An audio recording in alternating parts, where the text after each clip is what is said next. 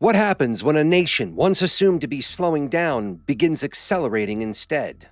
What happens when an aging military machine suddenly reorganizes, retools, and reinvents itself with new tanks, new drones, new submarines, and new forms of sabotage designed for a world where battlefields are everywhere? And what happens when Europe, wealthier, technologically advanced, and collectively powerful, still finds itself scrambling to keep up with a Russia that refuses to stop innovating? These are not hypothetical questions. They form the core of the most urgent strategic dilemma facing Europe today. Russia's military modernization, spanning land systems, naval forces, long-range drones, electronic warfare, and covert sabotage, has created a multi-layered threat architecture that EU states are struggling to counter. Every year, that architecture grows more complex, more adaptive, and more decentralized. It combines Soviet-era doctrines with 21st century innovation, state industries with criminal networks, visible assets with invisible operations. Europe, in response, is launching its own transformation. Drone walls, AI-powered undersea sensors, high-frequency surveillance grids, counter-sabotage task forces, and rapid reaction industrial programs.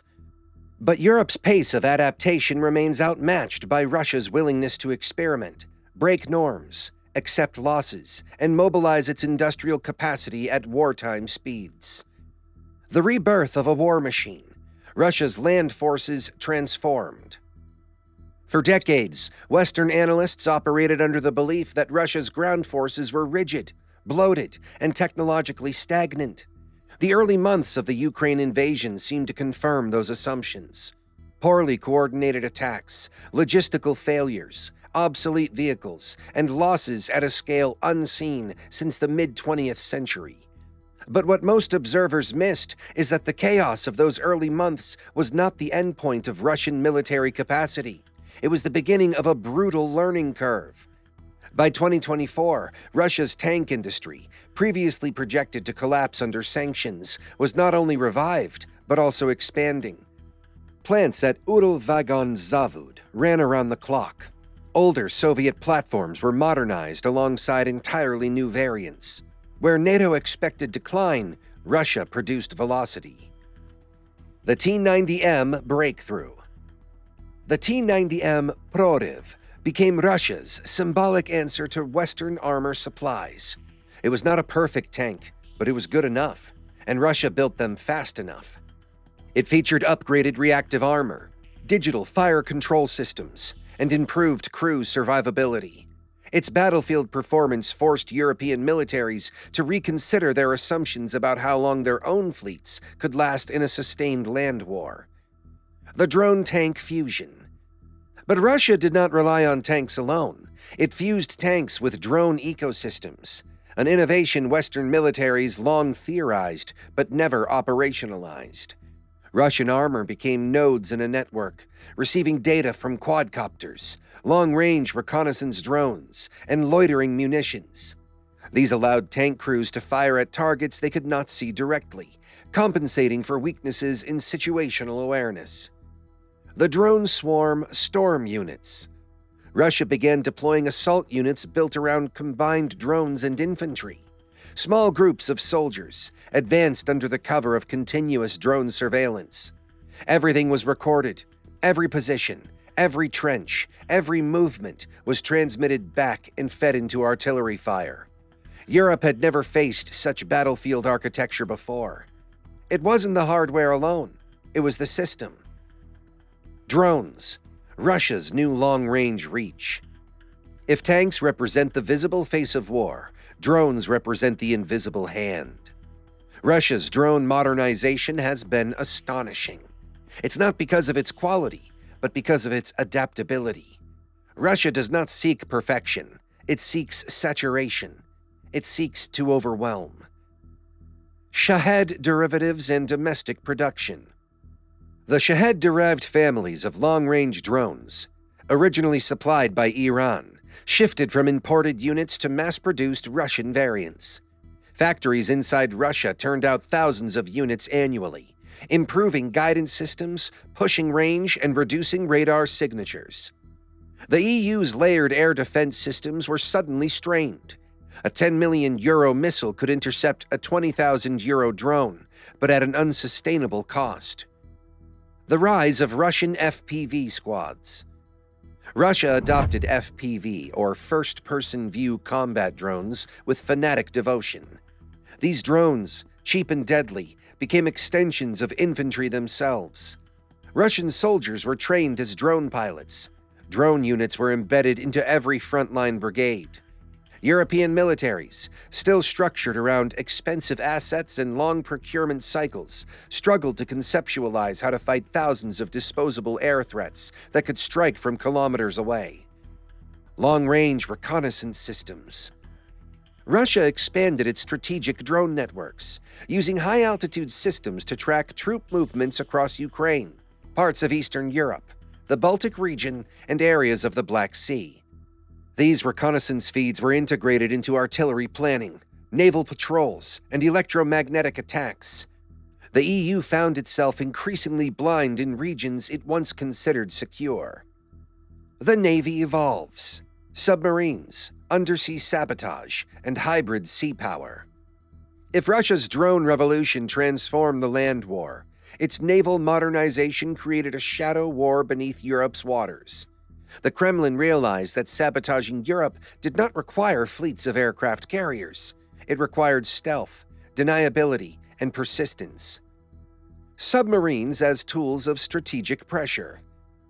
Russia invested heavily in upgrading its nuclear submarines, diesel-electric subs, and special mission craft. These submarines were not only military assets, but they were also instruments of political messaging. Each patrol signaled the ability to threaten Europe's energy networks, trade routes, and communication cables. The undersea critical infrastructure crisis. Europe depends on cables, pipelines, and offshore power infrastructure stretched across thousands of kilometers. Russia knows this. Its submarines, divers, and remotely operated vehicles began mapping European undersea networks years ago. The sabotage of Nord Stream was a demonstration, not a one-off event. European officials admitted privately that they could not monitor every pipeline or cable. Even NATO conceded that the alliance needed entirely new systems to detect undersea threats, because existing capabilities were inadequate. The Dark Fleet and unmarked vessels. Russia's shadow shipping fleets, supposedly used to evade sanctions, also serve intelligence roles. Some vessels carry surveillance equipment. Others conduct deep-water reconnaissance. Many operate near NATO waters with transponders disabled. European navies cannot track them all. AI-powered undersea drones. Russia began experimenting with autonomous underwater vehicles capable of following cables, scouting seabed terrain, and potentially placing explosive devices. These systems expanded the reach of sabotage operations without the need for submarines or human divers. Each new capability widened the threat landscape. Sabotage, the layer Europe fears most. European governments fear Russia's tanks and drones, but they fear its sabotage networks even more. Tanks can be counted, drones can be shot down, submarines can be tracked, but sabotage is a ghost war. It blends espionage, organized crime, cyber attacks, and covert operatives. It uses legal trade routes, migrant smuggling networks, energy companies, academic institutions, and political movements. Russia does not need to occupy Europe. It only needs to disrupt it. Hybrid networks inside the EU. Russia uses diaspora connections, criminal groups, corrupt business networks, and intelligence handlers to create clusters of activity inside major European cities. These clusters serve as logistical hubs for arson attacks, railway disruptions, drone reconnaissance near military bases, targeted killings, cyber intrusions, recruitment of extremists. EU agencies uncovered dozens of operations targeting ammunition depots, weapons factories, and air bases, often disguised as ordinary accidents. The rise of amateur saboteurs. Russia increasingly recruits individuals with no prior intelligence background. These include unemployed young men, petty criminals, radical activists, people desperate for money, and even EU citizens with pro-Russian views. This decentralization makes sabotage harder to prevent. Cyber-physical attacks. Russian cyber units coordinate with on-the-ground operatives to blend physical sabotage with digital disruption. For example, a cyber attack disables CCTV. A local saboteur ignites a fire at a rail junction. Misinformation circulates online, blaming local groups. Russia's sabotage ecosystem is now an integrated war tool. Europe's response: technology, urgency, and fragmentation. Europe recognizes the threat. The EU and NATO are pouring billions into new systems designed to counter Russia's multi-layered capabilities. But this response is uneven, fragmented, and often too slow. The drone wall strategy. Several European states announced the construction of drone walls, continuous surveillance zones using radar, acoustic sensors, anti-drone jammers, and automated firing systems. These walls aim to create defenses along the eastern borders. But experts warn that these systems must be dynamic, flexible, and AI-assisted. Otherwise, Russia's rapidly evolving drone tactics will outpace them. AI-driven undersea defense networks. Europe is deploying AI-enabled undersea sensors to monitor pipelines, detect submarines, and identify anomalies. The goal is to create a continuous underwater situational awareness grid, similar to missile defense systems but beneath the sea. However, this system remains incomplete, inconsistent between states, and lacking centralized oversight. Industrial mobilization. The EU launched new initiatives to accelerate weapons production, particularly drones, ammunition, air defense systems, naval patrol craft. But while Europe discusses ramping up, Russia is already mobilized. Russia operates on wartime footing. Europe operates on peacetime timelines. Counter-sabotage task forces. Several EU states formed units specifically targeting Russian covert operations. These units are designed to monitor logistics networks, disrupt financing, investigate suspicious fires, identify hostile drones, track Russian intelligence officers. Yet these units are only as strong as the intelligence they receive, and intelligence sharing remains one of Europe's greatest weaknesses. Why Russia keeps the balance precarious. Russia's advantage is not in having better technology. It is in having a more aggressive mindset. Russia accepts risk. Russia tolerates losses. Russia experiments constantly. Every loss becomes a data point for the next iteration. Meanwhile, Europe's political system, built on consensus, caution, and regulation, slows adaptation. Europeans fear escalation. Russians expect it. The result is an asymmetry of urgency. Russia innovates through war. Every battlefield test becomes a laboratory. Every failed assault produces a new doctrine. Russian engineers sit close to military units, gathering feedback and modifying systems in weeks, not years. Europe innovates through committees. Europe creates councils, studies, white papers, and industrial strategies. It waits for unanimous approval. It requires legal reviews, budget cycles, and risk assessments. The process is democratic, transparent, and careful, but slow. Russia uses chaos as a strategy. Europe fears instability. Russia uses instability as a weapon. The Kremlin understands that discomfort weakens democratic unity, while authoritarian systems endure it. Russia understands Europe's weak spots. Russia knows that pipelines can be hit, factories can burn, voters can be influenced, borders can be probed, cyber defenses can be cracked. Europe cannot defend everywhere at once. The coming struggle. What happens next? The next decade is shaping into a race between two forces, a Russia hungry for influence and driven by wartime necessity, and a Europe confronted with the uncomfortable realization that peace is no longer guaranteed by treaties or trade.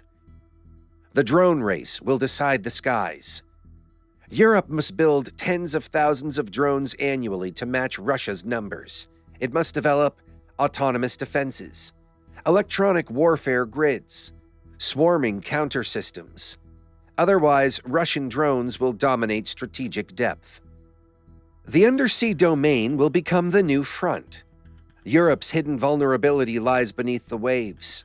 Until Europe creates persistent monitoring of every major pipeline and cable, Russia retains the ability to cause catastrophic disruption without firing a shot.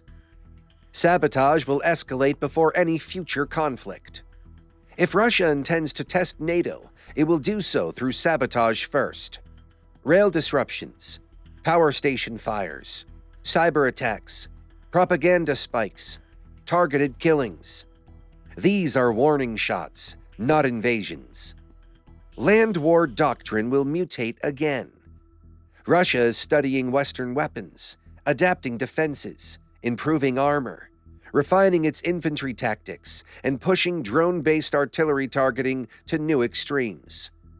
Europe must internalize one truth.